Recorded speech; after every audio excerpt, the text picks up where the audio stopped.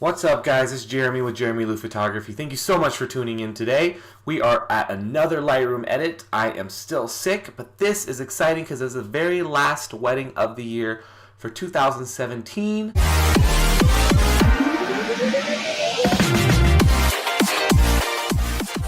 And I am doing their sneak peeks, getting ready to upload onto social media so they can share and hoopla. And we have 2 more days until Christmas, so after this I get to take a little bit of a break.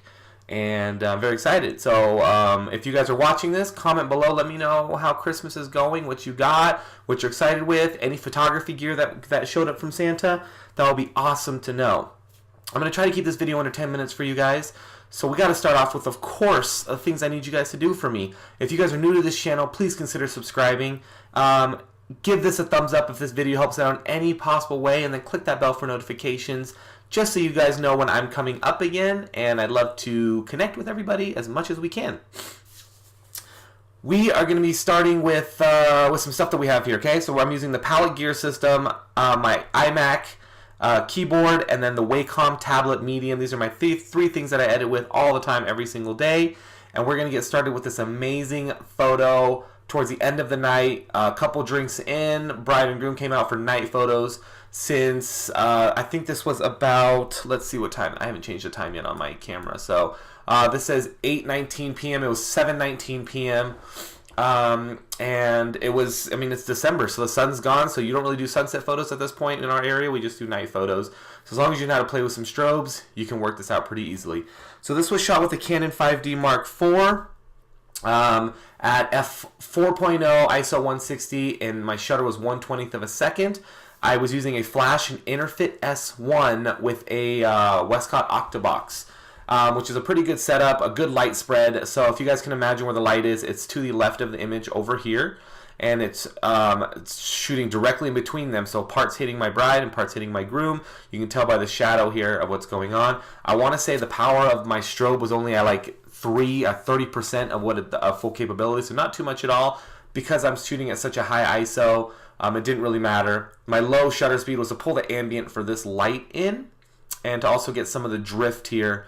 And the blur of the movement of the image is what I was going for. So basically all I did was have my bride move her dress back and forth as fast as she could to create this amazing, epic feel of an image, but also to get that expression on her face, because I wanted this cool kind of fun little thing going on. By the end of the wedding, her dress was ripped, it was gone, it was cut in a bunch of pieces. Really, really fun bride, really fun couple. But let's get into this edit, guys.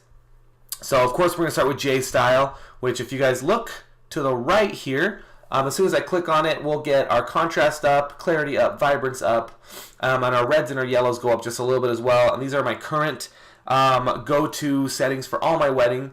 I do not edit in film, and a lot of people ask why, or with the film preset with the fade and the you know, the visco presets. I don't like to date my images. I want these images to look clean and clear in the next 10 years, and that's just how I feel about it. If you guys do it in that style, that's totally great. But the beauty of a preset, guys, is that it takes place of you doing these minute little details that you do with every single photo. So if you up your contrast or up your clarity in each photo, then make sure you guys do a preset of it. That way you just apply it to all. You don't have to worry about it in the future. This is all I did was a preset. So this is my beginning, this is my after. You can kind of see it's already a little bit clear, a little bit awesomer. So what I'm going to do is kind of play with the whole image here. I'm going to go to my palette gear. I'm going to cool it down just a little. I want just a little bit cooler of an image, because I always like cool images. I'm going to vignette the edges just a touch. I'm going to try to block this area off here, and I think we're going to just go end up burning it in a second anyways. And then we're just going to play with our exposure. Bring it down. I'm looking right here at my bride's face here. I want this part to be my main focus. And that's where I'm at. So we're going to start there. We're going to bump the clarity up. Why? Because we want to make this a little bit more of a fantasy shot. And now we're just going to kind of clean up the image here a little bit. So I'm going to open up my brush tool, and I'm going to go into my burn, and we're just going to burn this right here. And what we're going to do is we're not taking it out completely, but we're just darkening it so your eye doesn't have a chance to hit it. And I messed up and hit a little bit here, so we're just going to use our erase, and we're just going to draw into this little spot right there. Perfect. Good. I like that so far. So we're going to go into our brush tool again.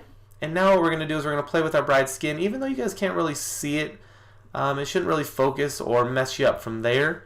We're just going to kind of bring it in here to 1.2. And I'm just going to clean it up just a little bit using the skin smoothing that comes with Lightroom. And I think that's going to be enough just because my detail is not too far into this. Awesome. And while we're here, I'm actually going to dodge her eyes just a little bit. So I've always felt that, you know, if the eyes are too dark, then the image is dead, the client is dead, and so forth. What I like about this image is she's not looking directly at me. We're just going to kind of go here with the iris just a little bit. And what I always do is zoom out and zoom in to see if that looks weird or funky. Cool. That actually looks pretty good. And we're just adding a little bit of color to her eyes. Nothing too crazy. And what we're going to do here is we're just going to bring the exposure down. And I love the darkness here. So I am just going to, I'm looking at the ground here now, guys. I'm looking at this area, and this is just too bright. I want my focus right in here, right? So what we're going to do now is we're going to pick a new brush, and we're going to go back to our burn tool that we kind of started with earlier. But we're going to have a separate tool so it doesn't affect this side. And all I'm going to do is I'm going to kind of vignette this myself. And as I kind of draw this little area here, it's just going to darken out. This area is a little hot right here because that's kind of where the light's hitting. So we're just going to kind of do a, instead of having the vignette, instead of just vignetting it yourself, I kind of just draw it in. Draw back into here, kind of just, and we're just bringing everything into the center, guys. Nothing too crazy. That looks good. I like that. We're 6 minutes in. We're almost there, guys. We're doing great. And then why don't we just double click on this, baby. And let's just see what happens if we make it a little bit darker. Okay, so we have these hot spots that I missed. So we're going to color close, and I think I'm liking this a lot.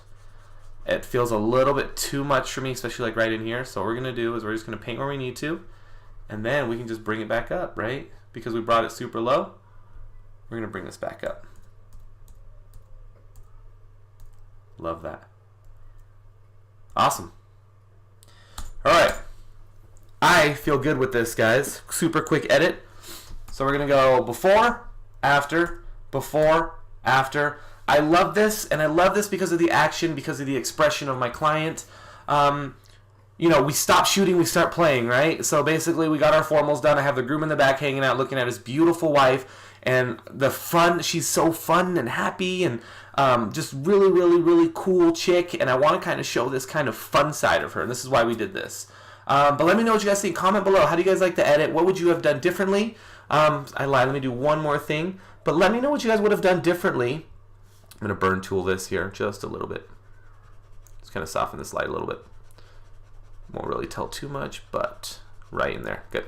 But let me know what you guys would have done differently, and let me know if there's any other edits that you guys like to see. If you guys are doing these edits as well, I'd love to see the before and after of your guys' photos, just to kind of see where you're going, because I don't do too heavy of edits, but I do just enough to change the feel of the image, right? This is out of camera, and this is done. Awesome, guys. Thank you so much for tuning in. I will talk to you guys later. Merry Christmas, everybody.